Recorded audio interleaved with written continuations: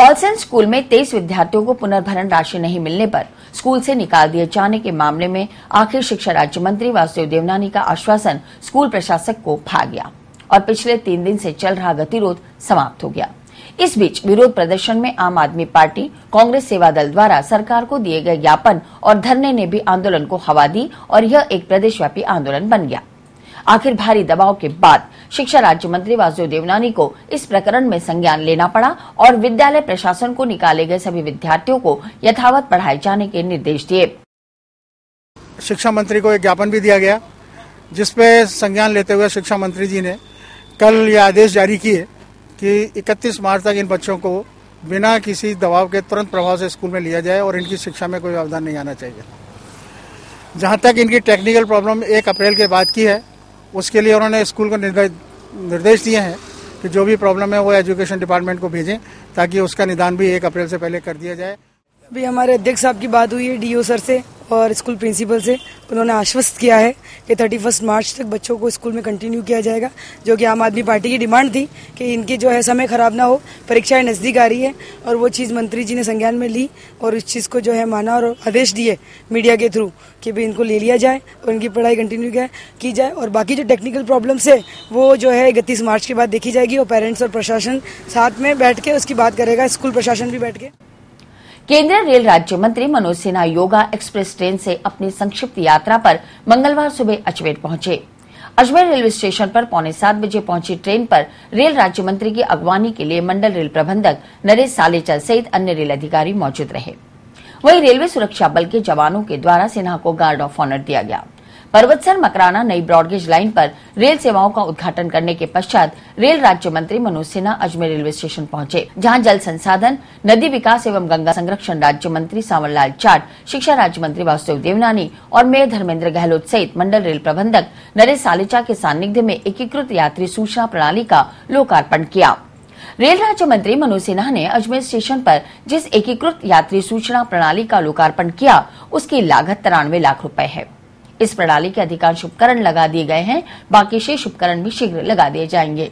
इस कार्य के अंतर्गत अजमेर रेलवे स्टेशन पर coach guidance display board, at a glance display board, single line train informational display board, multi line display board और electronic chart display systems लगाए जाएंगे। उद्घाटन और लोकार्पण के पश्चात रेल राज्य मंत्री योगा एक्सप्रेस से वापस दिल्ली के लिए कूच कर गए। वापसी से पहले पत्रकारों से मुखातिब होते हुए सिन्हा ने कहा कि जयपुर अजमेर के बीच बढ़ते यात्री भार को देखते हुए जल्द ही इस मार्ग पर डेमू ट्रेन चलाने की जरूरत महसूस हो रही है।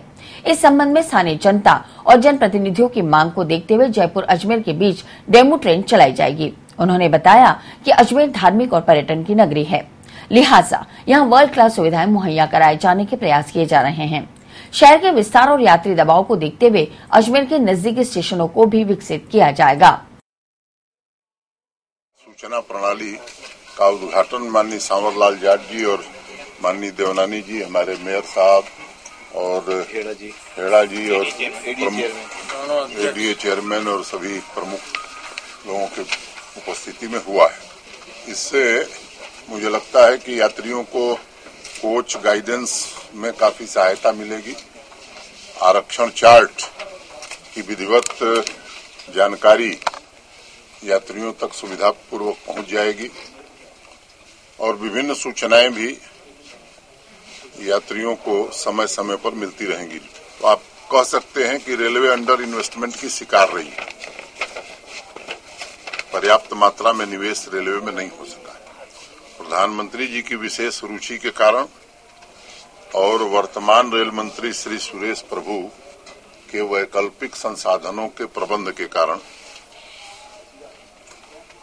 एक रोड मैप 5 वर्ष का भारतीय रेल का बना है, जिसमें 8.5 लाख करोड़ रुपए निवेश करने का फैसला सरकार ने किया है। जो आपकी सूचना, कुल ट्रेनें जो हमने चलाई हैं उसमें 20% से ज्यादा सुविधा नहीं होगी। 80% ट्रेनें सामान्य लोगों के लिए होगी, 20 से भी कम होंगी। तो हमें ट्रेन भी चलाना है, सामान्य जनता को सुविधा भी देनी है और रेल ठीक से चलती रहे इसकी भी चिंता करनी है। दोनों में तालमेल बैठाना ये हमारा दायित्व है और उसकी हम कोशिश कर रहे हैं। बावजूद इसके एक बात मैं आपको बताऊं कि भारतीय रेल का किराया, अभी मैं पिछले दिनों सिलचर गुवाहाटी रेल लाइन पर नई ट्रेन चलाई है, तो 70 रुपए में सिलचर से गुवाहाटी जाते हैं लोग, हम लेते हैं 10 घंटा का समय, और बस से लोग जाते हैं 500 रुपया देते हैं।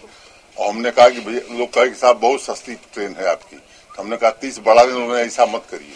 तो इस मानसिकता से अगर देश नहीं बाहर निकलेगा तो मुझे लगता है कोई कुबेर का खजाना भारतीय रेल के पास नहीं है कि वो सब कुछ रेल करती रहे। ये मैं समझता हूं कि लोगों को एजुकेट करने की जरूरत है।